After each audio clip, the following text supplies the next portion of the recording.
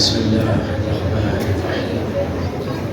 الحمد لله رب العالمين والعاقبة للمتقين ثم الصلاة والسلام على أشرف الأنبياء والمرسلين وخاتم النبيين وعلى آل بيته الطيبين الطاهرين المعصومين المصطفين صلوات محمد وآله.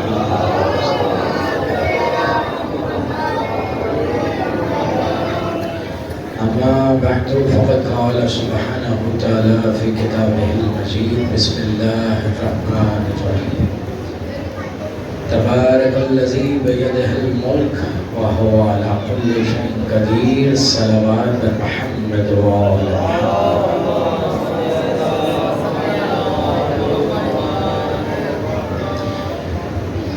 دعا ہے آپ سب عزاداروں کا امام حسین کے ذکر میں آنا پروردگار قبول و منظور فرمائے. دعا ہے امام حسین کے ذکر کے صدقے جو اپنے دل میں جائز شرعی حاجت لے کے بیٹھا ہے پروردگار عالم ہر دربار حسین میں آنے والے کی حاجتوں کو قبول فرما. پروردگار جو اپنے لیے رزق مانگ رہا ہے اسے وسعت رزق عطا فرما. جو اپنے لیے صحت مانگ رہا ہے اسے عزاداری کے لیے صحت عطا فرما. پروردگار جو اپنی پریشانیوں سے نجات مانگ رہا ہے اسے پریشانیوں سے نجات اس مشکل کشا ذکر کے صدقے سے عطا فرما. یا رب محمد والے محمد بحق محمد والے محمد دعا فرمائیے بانیان اعضاء منتظمین اعضاء مولا پاک ان عابدی برادران کی توفیقات میں اضافہ فرمائے. انہیں صحتیں اور وسعت رزق کے ساتھ ان کی نسلوں میں ولایت علی کو جاری و ساری فرما.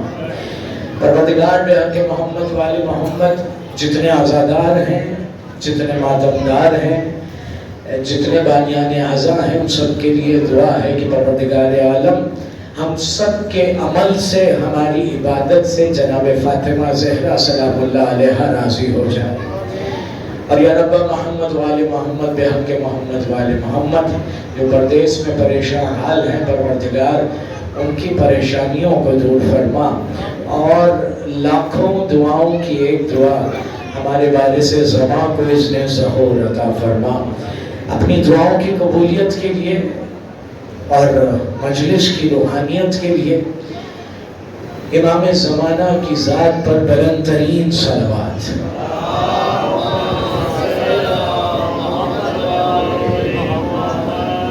دیکھیں درود پڑھنا بہت افضل عبادت ہے. میں دوبارہ آپ سے ملتمس ہوں گا کہ ایسا درود پڑھیں کہ پاک سیدہ زہرا آپ سب سے راضی ہو جائے. اللہ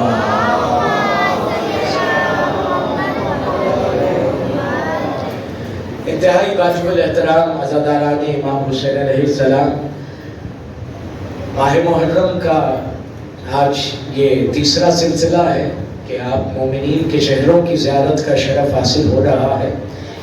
ہمارا عنوان ان دنوں میں ان مجلسوں کے لیے خصوصیت سے قرآن مجیدہ والفرقان حمیدہ سے سورہ ملک کی ابتدائی آیت ہے.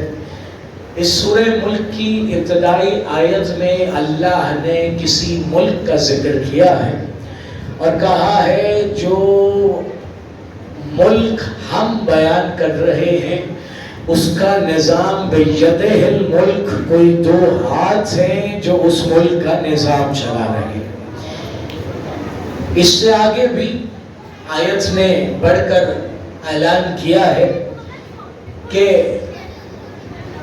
اللہ پاک تبارک الذی بیدہ الملک وہو علی کل شیء قدیر کے بعد ارشاد فرما رہا ہے الذی خلق الموت والحیات لیبلوکم ایکم احسن عملا. اور اللہ نے اس ملک میں رہنے کے لیے ایک اصول بنایا ہے اور وہ اصول یہ ہے کہ اللہ عمل نہیں دیکھنا چاہتا ہے حسن عمل دیکھنا چاہتا ہے. کیا بات ہے جناب. بہت شکر گزار میرے ماتمی بھائی بیٹھے ہیں نوجوان بیٹھے ہیں بچے بیٹھے ہیں. بچوں کا ان مجلسوں میں آنا نوجوانوں کا ان مجلسوں میں آنا سراسر آل محمد کی رضا جسے مل جاتی ہے وہی ان کے ذکر میں آ سکتا ہے. کسی کی جرت نہیں, کسی کی ہمت نہیں, کسی میں اتنی طاقت نہیں کہ بغیر مرضی علی و اولاد علی ان کے ذکر میں آ جائے. کیونکہ تاریخ گواہ ہے جہاں بنی ہاشم اکٹھے ہوتے تھے تو بڑے بڑے عرب والے بھاگ جایا کرتے تھے, کیونکہ بنی ہاشم کا آ جانا ہی میدان میں کافی ہوتا تھا.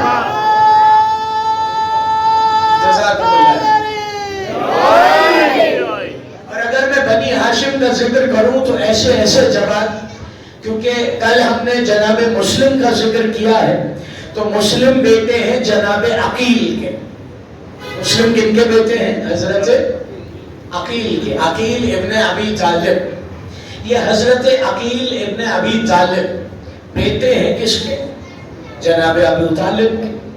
اچھا, جناب ابو طالب کو پورا عرب امیر بطحا کہا کرتا تھا, کیونکہ مکہ کا ایک نام بطحا بھی ہے.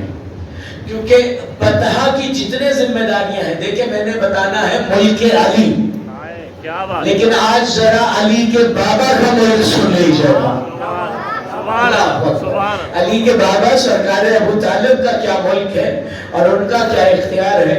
کہا حج کا زمانہ پہلے رجب میں ہوتا تھا, اب ذی الحجہ میں ہوتا ہے. پہلے حج جو ہے دین ابراہیمی میں کہاں ہوتا تھا؟ ماہ رجب میں ہوتا تھا. اور ماہ رجب میں لوگ کعبے کا طواف کرنے آتے تھے جو دین ابراہیمی پر تھے. توجہ ہے, کسی کو پریشانی تو نہیں ہو رہی؟ میں بتانا یہ چاہ رہا ہوں کہ سرکار ابو طالب اور ان کے بیٹے اور یہ تمام بنی ہاشم, ذرا سا ان کا اختیار آج آپ سن لیجئے.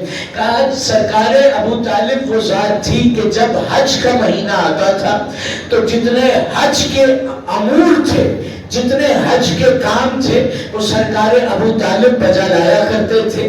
آج جو شرطیں کھڑے دکھائی دیتے ہیں اور لوگ شرطوں سے تنگ دکھائی دیتے ہیں, اتنا بڑا ہجوم رجب میں حج کے لیے آتا تھا, ان کے لیے ایک ابو طالب ہی کافی ہوتا تھا. جی سلامت رہے, آباد رہے, مولا صحت زندگی عطا فرمائے. ایسا روب تھا علی کے بابا کے چہرے پہ, ایسا دبدبا تھا کہ ان کا آنا اور ان کا کھڑا ہونا ہی کافی ہوتا تھا.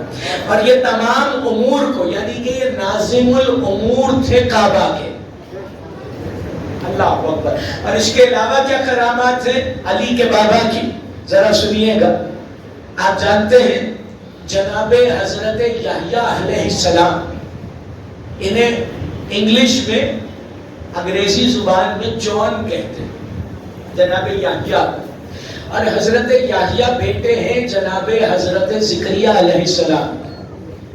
اور جناب یحییٰ وہ تھے, مجھے تھوڑا سا تاریخ دہرانے کی اگر آپ اجازت دے رہے ہیں تو میں چاہتا ہوں بچوں کو پتا ہو کہ ہمیں کس کے دروازے پر کس نے بلایا ہوا ہے.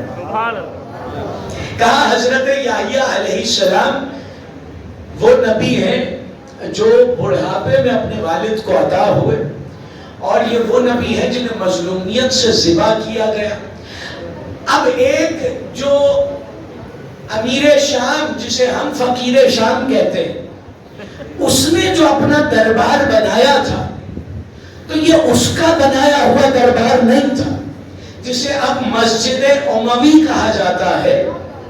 یہ کیا تھا؟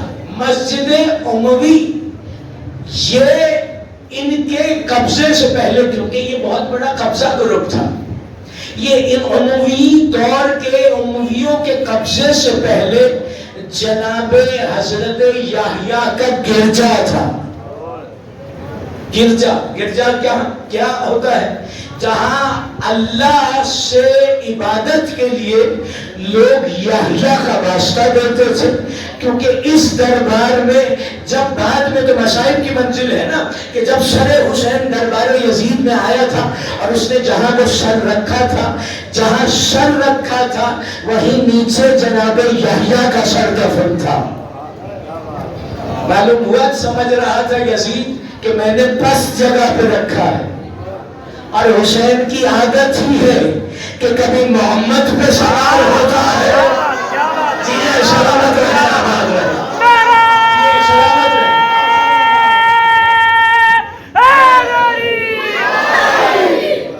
کبھی جناب یحییٰ پہ سوار ہو. وہ تو دکھا رہا تھا نا کہ دیکھو وَتُعِزُّ مَن تَشَاءُ وَتُذِلُّ مَن تَشَاءُ. کبھی وقت ہوا کہ اس پہ بھی گفتگو ہوگی، مگر میں نے حضرت یحییٰ کا بتایا اس لیے ہے کہ یہ حضرت یحییٰ کی جاگیر تھی جس میں بعد میں انہوں نے قبضہ کیا، ورنہ انہیں عمارت سازی نہیں آتی تھی. ان کی پوری نسل کو یاد رکھے.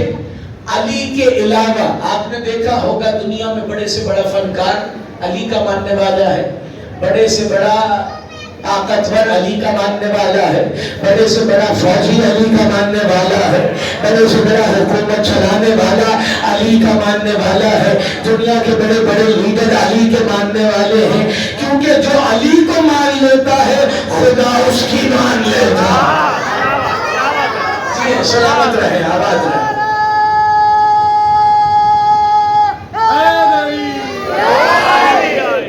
جزاکم اللہ خیر. تو حضرت یحییٰ علیہ السلام تھوڑے سے سمجھ میں جنہیں حضرت جون کہا جاتا ہے، اسی لیے ہمارے ہاں جون نام رکھا جاتا ہے، مگر جناب یحییٰ کی نسبت سے نہیں بلکہ جناب جون بن قوی امام حسین کے صحابی، اور یہ صرف امام حسین کے صحابی نہیں ہے. اب جوڑ دوں سارے قصے کو. یہ جناب عقیل کے غلام تھے. اللہ اکبر، میں سارے سلسلے جوڑتا جا رہا ہوں. یہ جناب عقیل کے غلام تھے اور ان کو آزاد کرایا گیا تھا. جناب عقیل کے بعد یہ بنی ہاشم کے غلام رہے اور انہوں نے مولا علی کے ساتھ جنگ صفین میں جنگ بھی لڑی ہے.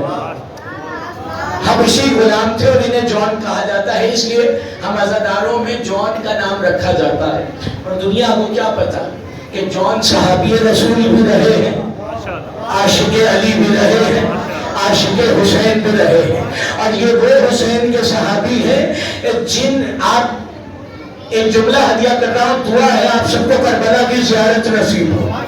حسین علیہ السلام نے پاس میں توجہ کیجئے گا. حسین علیہ السلام نے ظاہر بھائی حسین علیہ السلام نے جناب جون کے لاشے میں کھڑے ہو کے کہا تھا، جون تجھے دنیا کہتی تھی کہ تیرے پسینے سے بدبو آتی ہے، یاد رکھ اب سے لے کر قیامت تک جو بھی کربلا آئے گا اسے پہلے تیری خوشبو آئے گا.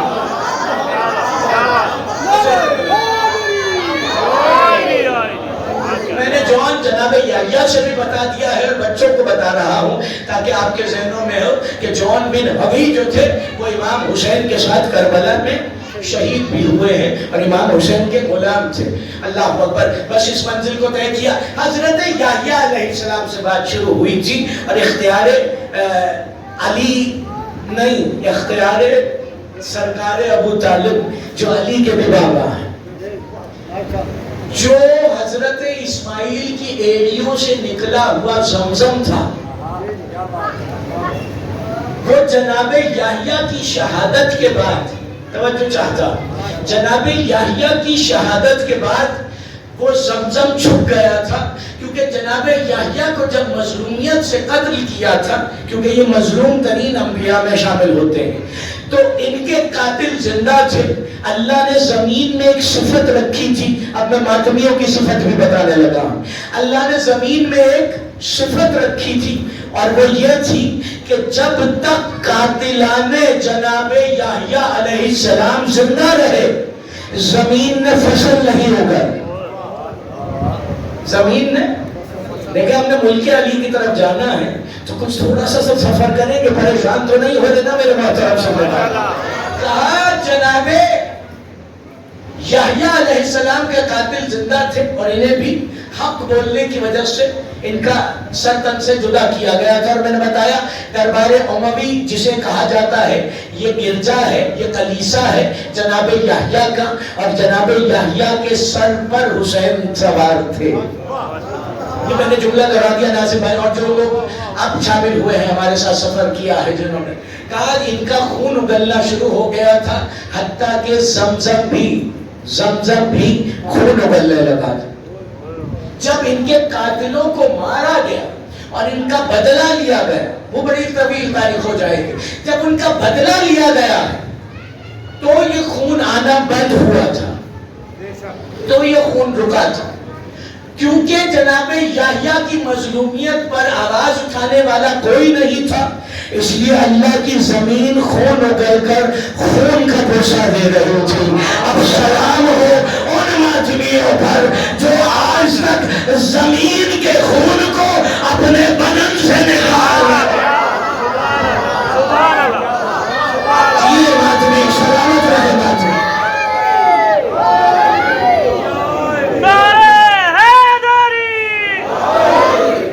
یہ اگر ماتمی نہ بہائے نا، ابھی تو لوگ اسی سے ڈر جاتے ہیں کہ تسبیح کو تدیل بھائی تسبیح لال ہو جاتی ہے۔ ہماری اگر کھیتیاں آباد ہے نا تو یہ صرف زنجیر زنی کا صدقہ ہے، ورنہ انتقام خون حسین جب تک مکمل نہ ہوگا۔ یہ تو ہمارا سلام ہو مختار پہ، سلام ہو مختار پہ۔ مختار نے مکمل بدلہ نہیں لیا مگر چن چن کے قاتل مارے ہیں۔ مختار اللہ اکبر یہ علی کے ملک کا بندہ تھا۔ کہا ایک دن، اب میں ایک انگڑائی بتانا چاہتا ہوں، زندان میں اسے کربلا سے پہلے رکھ دیا گیا تھا اور جناب میشم کو بھی قید کر دیا گیا تھا۔ یہ دونوں ہستیاں ایک ہی زندان میں تھی۔ اتنا اندھیرا تھا وہاں پہ یاسوف بھائی، اتنا اندھیرا تھا کہ ایک بندہ دوسرے کو نہیں دیکھ سکتا تھا۔ اب علی والے جب تک علی علی نہ کریں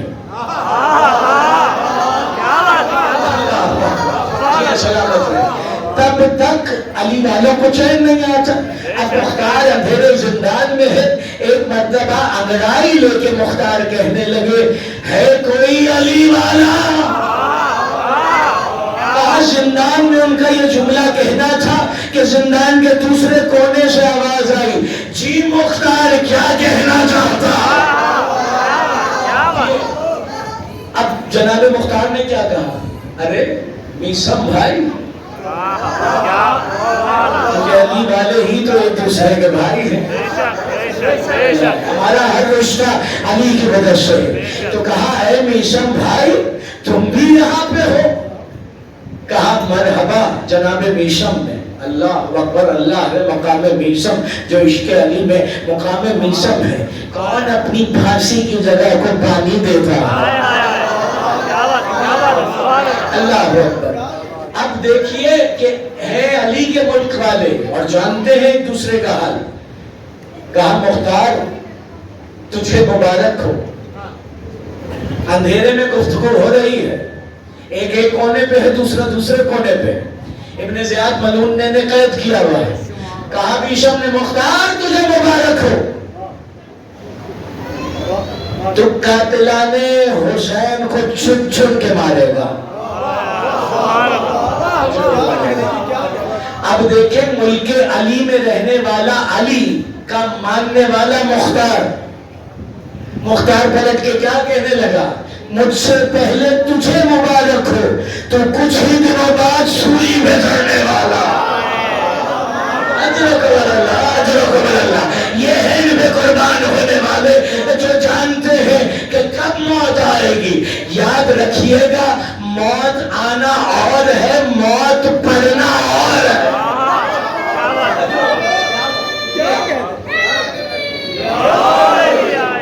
علی کے ذکر پہ موت پڑتی ہے، علی کے ذکر پہ بڑے بڑوں کو موت پڑ جاتی ہے، اور جب موت آتی ہے تو پھر علی کے ساتھ آتی ہے۔ بہت شکر گزار، میں نے کہا یہ عزاداروں کا احسان ہے۔ یہ عزادار جو چنے ہیں نا، اللہ نے ایسے نہیں کہا تھا، حالانکہ اللہ اس وقت کہتا، یہ حدیث مشہور و معروف ہے کہ میرے انبیاء موجود ہیں، میرے اولیاء موجود ہیں، میرے اوصیاء موجود ہیں، ملائکہ موجود ہیں، مقربین موجود ہیں، یہ حسین کی عزاداری کریں گے؟ کہا نہیں، ایک قوم خلق کروں گا۔ اللہ ہے جو خلق ہوا ہے وہ تو بولے نا۔ کہا ایک قوم خلق کروں گا۔ معلوم ہوا نہ اللہ انبیاء سے مطمئن تھا، نہ اولیاء سے مطمئن تھا، نہ اوصیاء سے مطمئن تھا، اللہ بس علی والوں سے مطمئن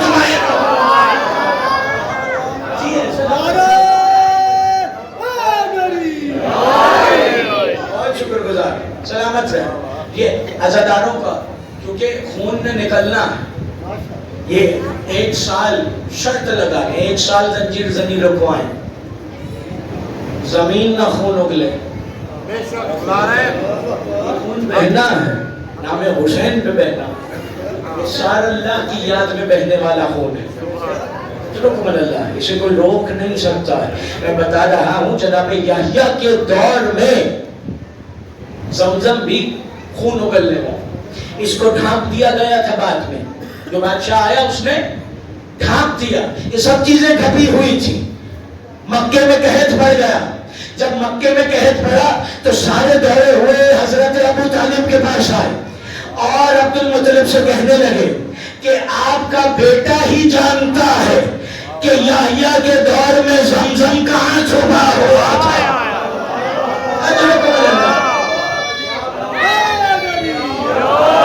زمزم والی معراج کرانا چاہتا ہوں آپ سب عزاداروں کی۔ یہ جو سارے کہتے ہیں نا اسماعیل کی ایڑیوں سے نکلا ہوا پانی ہمارے لیے متبرک ہے، یاد رکھیے گا حضرت اسماعیل نے جاری کیا تھا، یحییٰ کے دور میں رک گیا تھا، اور جب جناب عبد المطلب نے کہا اب مکے والوں کو زمزم کی ضرورت ہے، جا ابو طالب انہیں ڈھونڈ کے بتا دے۔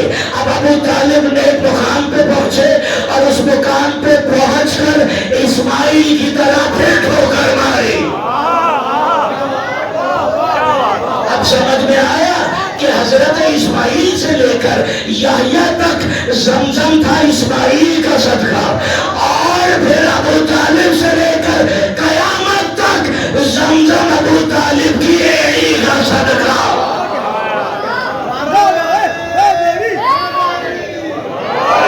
دل کے نعرے لگائے تاکہ لطف آئے۔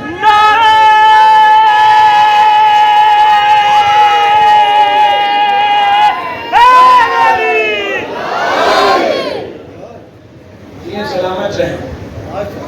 معلوم ہوا یہ زمزم بھی ملک علی کا ہے، یہ جاگیر علی ہے، یہی وہ ملک ہے جس کا ذکر ہو رہا ہے۔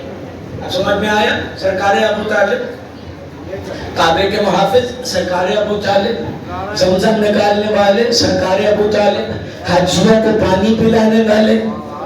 تو اب پوچھ لو جا کے، جب تک علی کا بابا پلاتا تھا آسانی سے ملتا تھا، آج خرید کے پینا پڑتا ہے۔ اور آج کے تبرک میں اور اس دور میں فرق تھا، جب اختیار آل محمد کے پاس ہو، بنی ہاشم کے پاس ہو، تو پھر رنگ ہی اور ہوتا ہے۔ اور سرکار ابو طالب کے کتنے احسانات ہیں اس امت پر، یہ کیسے بھول جاتی ہے۔ سرکار ابو طالب وہ ہستی ہے، کہتے ہیں ان کے بارے میں مشہور تھا کہ عرب والے ان کے پاس آتے تھے اور اپنے نام رکھواتے تھے، اور انہوں نے جس کا جو نام رکھا عرب کی تاریخ گواہ ہے، اس بندے میں وہ صفت منتقل ہو گئی۔ وہ صفت دور جانے کی ضرورت تھوڑی ہے، علی کا علی نام ابو طالب ہی نے تو رکھا ہے۔ اور جس بیٹے کا نام عقیل رکھا، میں نے کہا اولاد عقیل پہ گفتگو ہے تو حضرت عقیل پہ آنا تھا، کہا جس کا نام عقیل رکھا، ایک کا طالب رکھا ہے نا بیٹے کا نام، اور اسی سے ابو طالب ہوئے۔ اصل نام تو عمران ہے جناب سرکار ابو طالب کا، اور سورہ آل عمران قصیدہ ہی سرکار ابو طالب کا ہے۔ یعنی وقت ہوا تو اس پہ بھی روشنی ڈالیں گے، بس میں آپ کو نتیجے کی طرف لا رہا ہوں۔ مولا آپ کی عقیدتوں کو سلامت رکھے، مولا آپ کی دعاؤں کو قبول فرمائے۔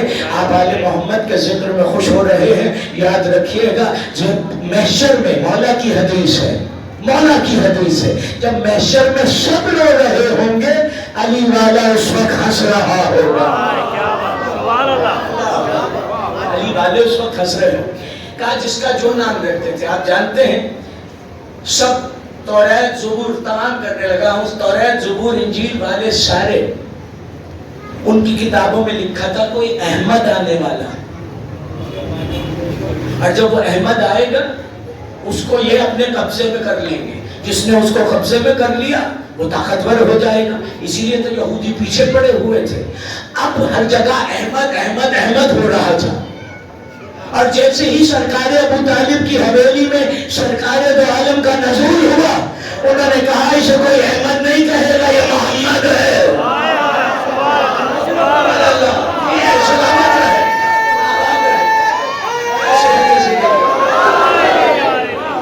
یہ محمد ہے۔ محمد کا نام پوچھ لے تاریخ جا کے، کس نے رکھا ہے؟ سرکار ابو طالب نے رکھا ہے۔ وہ آتے تھے، کوئی ایسا بچہ پیدا ہوا جس کے آتے ہی آسمان سے نور آیا، کہنے لگے آیا تو ہے مگر احمد نہیں آیا ہے، محمد آیا۔ کون سمجھے گا حفاظت رسول کیسے کی گئی؟ تو کہا یہ جس کا جو نام رکھتے تھے، میرے جملے کی اب تو قدر گئی ہے، اس میں بھی صفت آ جاتی تھی۔ احمد کا نام رکھا محمد، محمد وہ جس کی سب سے زیادہ حمد کی جائے۔ اور ایک بیٹے کا نام رکھا عقیل، یقیناً جعفر طیار کا ذکر کل ہوگا، آج عقیل کا تذکرہ۔ ایک بیٹے کا نام رکھا ہے عقیل۔ عقیل کیا معنی ہے؟ عقیل عقل والا نہیں، عقیل عقل بانٹنے والا۔ سرکار ابو طالب نے بیٹے کا نام رکھا ہے۔ اچھا بس جملے میں تمام کروں گا۔ ان کے اندر صفت کیا تھی، خصوصیت کیا تھی؟ ان کے اندر صفت اور خصوصیت یہ تھی کہ عرب کے سب سے بڑے ماہر الانساب تھے۔ شکل دیکھ کے بتا دیتے تھے کہ بندہ کس قبیلے کا ہے۔ تاریخ کا ایک دلچسپ جملہ بیان کرنے لگا ہوں۔ کہا سرکار عقیل اگر کسی چوک پہ کھڑے ہوتے تھے نا تو ان کو دیکھ کر لوگ راستہ بدل لیتے تھے، اس لیے بدل لیتے تھے کہ کہیں یہ نہ بتا دے ہمارے باپ کا خاندان کیا۔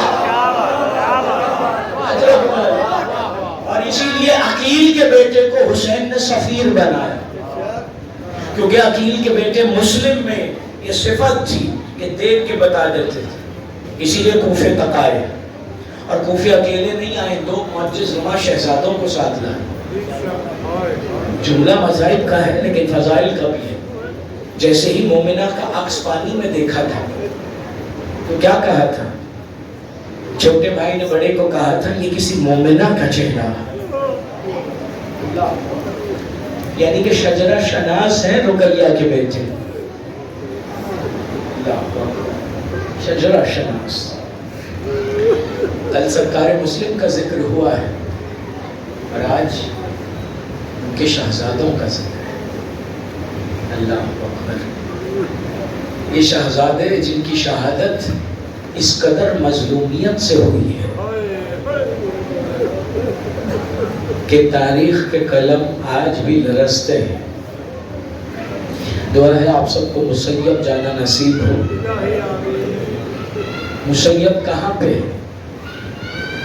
مسیب اس سرحد پہ موجود ہے کربلا میں جو زمین حسین نے خریدی تھی۔ اللہ، حسین کے لیے گئے تھے، حسین کی سرحد پہ پلٹ آئے۔ یہ ہے شہزادے طفلان مسلم۔ کہا جاتا ہے جب جناب مسلم بن عقیل نکلنے لگے ہیں تو ساتھ ان بیٹوں کو لے جانے کا مقصد یہی تھا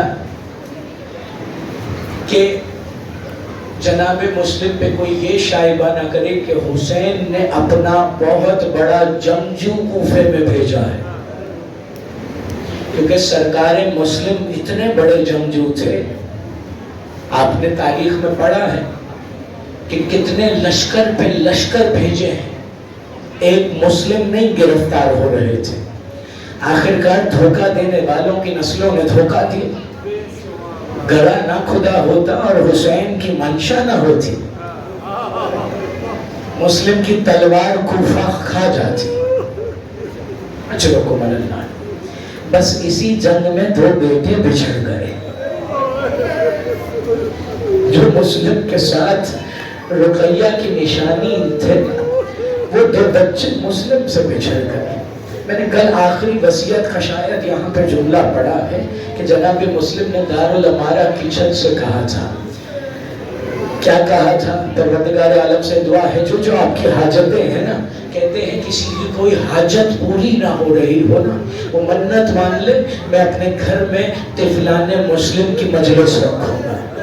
کیونکہ تمام آل محمد کو حسرت تھی کہ ہم محمد اور ابراہیم کے لاشوں پر روئے. اور اگر کوئی میری ماں بہنیں سن رہی ہیں، ابھی مجھے ایک بہن نے مل کے کہا ہے کہ ان کے بھائی ہیں وہ بیمار ہیں، ان کے لیے دعا کیجئے کہ وہ بھی شفا یاب ہو جائے. کوئی بھی مسئلہ ہو، کوئی بھی مشکل ہو، آپ منت مان لیں.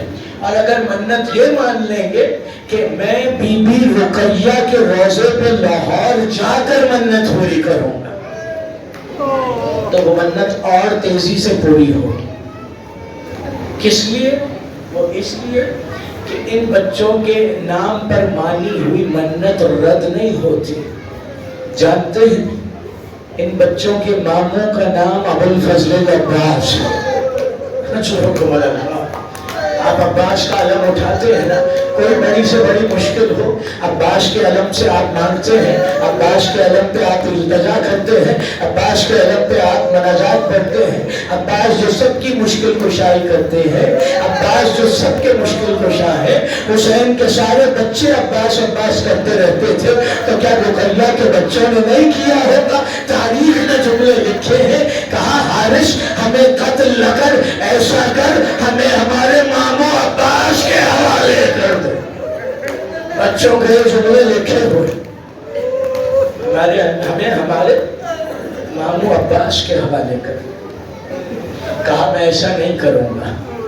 کہا پھر ایسا کر تو ہمارے ماموں حسین کے پاس ہمیں لے جا، تجھے جتنا انعام چاہیے ہو ہمارے ماموں تجھے دے دیں گے، ہمیں تو قتل نہ کر.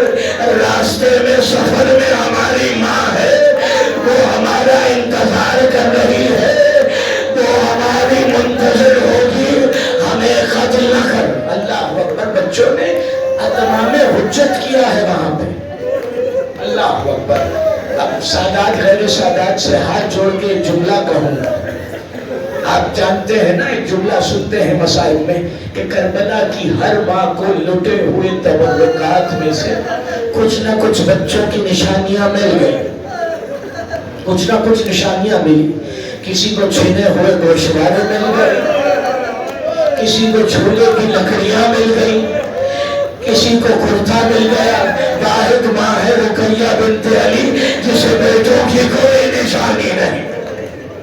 اب جو جملے کہنے لگا ہوں دلوں پر چوٹ لگے تو سادات غیر سادات مجھے معاف کر دینا، میرے کلیجوں میں بھی اتنی طاقت نہیں، مگر میں یہ جملے پڑھنے پر مجبور ہوں. پتہ ہے کیا کہتے ہیں بچے؟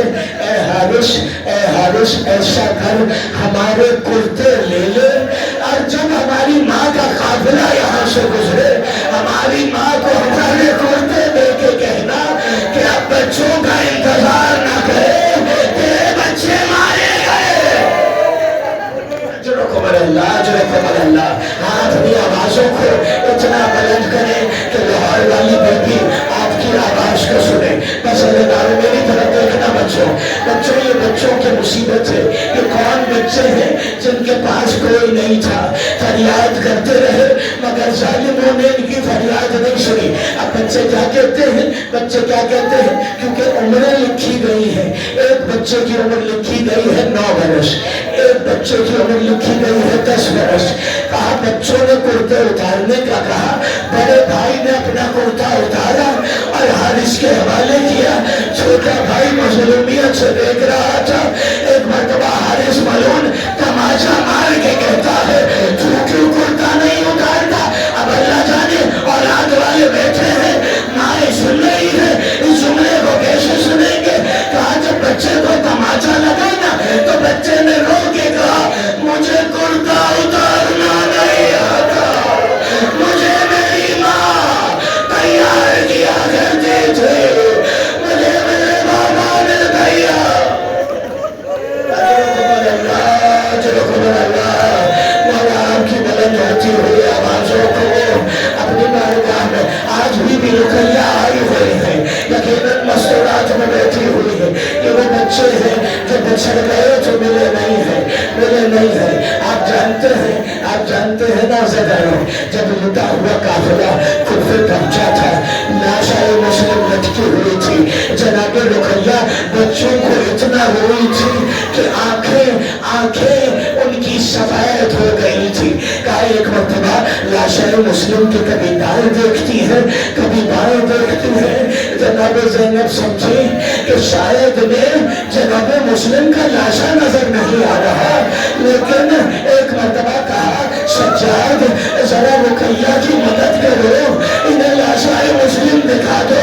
پلٹ کے بی بی رقیہ کہتی ہے اے شہزادی زینب میں نے دیکھ لیا ہے میرے وارث کا لاشا ہے, مگر میں دیکھ رہی ہوں میرے بچے کہاں ہے, میرا محمد کہاں ہے, میرا ابراہیم کہاں ہے. وہ اپنے بابا کے ساتھ آئے تھے اور ادھر بچوں پہ ظلم کیا ہوا, حارث نے بچوں کو ذبح کیا.